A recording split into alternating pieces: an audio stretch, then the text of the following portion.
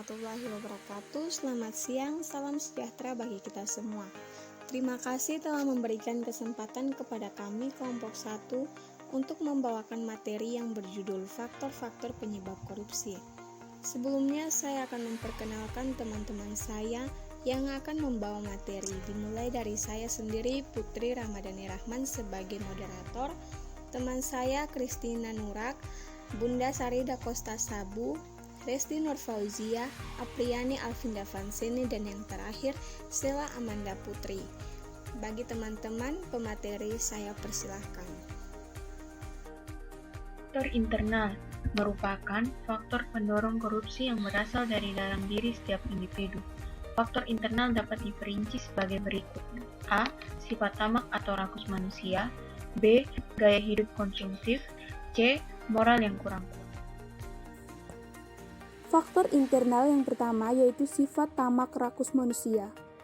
Tamak merupakan sifat yang berasal dari dalam diri setiap individu. Hal itu terjadi ketika seseorang mempunyai hasrat besar untuk memperkaya diri dan tidak pernah merasa puas terhadap apa yang telah dimiliki. Orang yang tamak memiliki hasrat untuk menambah harta serta kekayaannya dengan melakukan tindakan yang merugikan orang lain, seperti korupsi. Dan yang kedua yaitu gaya hidup konsumtif. Apabila perilaku konsumtif tidak diimbangi dengan pendapatan yang memadai, maka hal tersebut akan membuka peluang seseorang untuk melakukan berbagai tindakan demi memenuhi niatnya.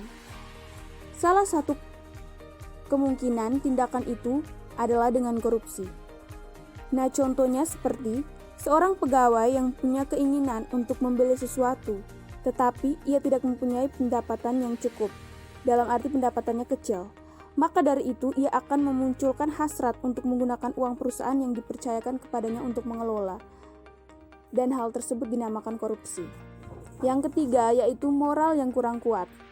Seseorang yang mempunyai moral lemah cenderung mudah tergoda untuk melakukan tindakan korupsi.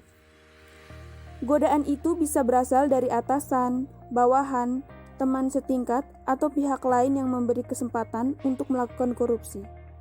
Oleh karena itu, kita harus melatih mental kita supaya tidak tergoda untuk melakukan korupsi. Baik, yang berikut ialah faktor eksternal. Faktor eksternal merupakan faktor pemicu terjadinya tindak korupsi yang berasal dari luar diri pelaku. Faktor eksternal yang pertama ialah faktor politik, yang kedua faktor hukum, yang ketiga faktor ekonomi, dan yang keempat faktor organisasi.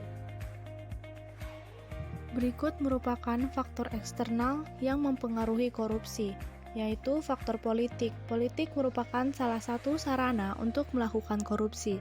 Hal ini dapat dilihat ketika terjadi instabilitas politik atau ketika politisi mempunyai hasrat untuk mempertahankan kekuasaannya. Contoh yang sering kita lihat di negara kita sendiri ialah korupsi dalam proses politik pilkada.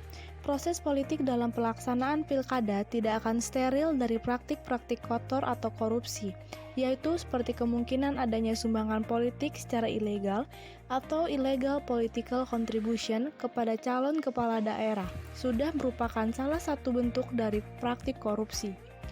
Terjadinya praktik demikian tidak dapat dilepas dari keinginan bahwa dalam menentukan pimpinan daerah atau kepala daerah yang dipilih langsung oleh rakyat. Sebelumnya, kepala daerah selama ini dipilih oleh Dewan Perwakilan Rakyat Daerah atau DPRD yang mengatasnamakan rakyat. Terdapat juga faktor hukum. Faktor hukum juga mempengaruhi terjadinya korupsi. Hukum bisa menjadi faktor terjadinya korupsi dilihat dari dua sisi. Di satu sisi dari aspek perundang-undangan dan di sisi lain dari lemahnya penegak hukum.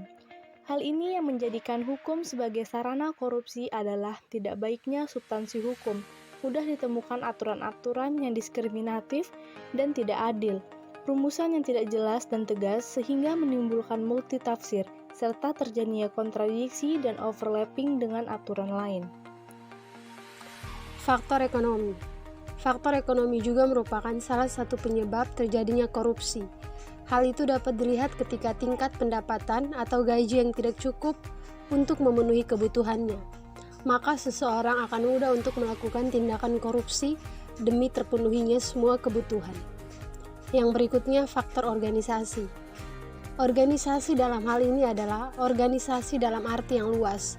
Tidak hanya organisasi yang ada dalam suatu lembaga, tetapi juga sistem perorganisasian yang ada di lingkungan masyarakat. Yang pertama, kurang adanya teladan dari pemimpin. Yang kedua, tidak adanya kultur organisasi yang benar. Yang ketiga, sistem akuntabilitas di instansi pemerintah kurang memadai. Yang keempat, manajemen cenderung menutup korupsi di dalam organisasi. Dan yang kelima, lemahnya pengawasan.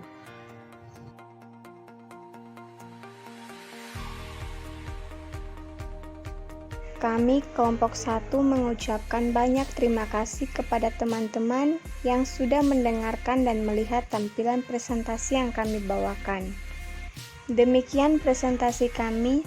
Semoga materi yang kami sampaikan dapat bermanfaat bagi teman-teman semua. Kepada teman-teman yang ingin bertanya atau menyampaikan masukan, kami persilahkan.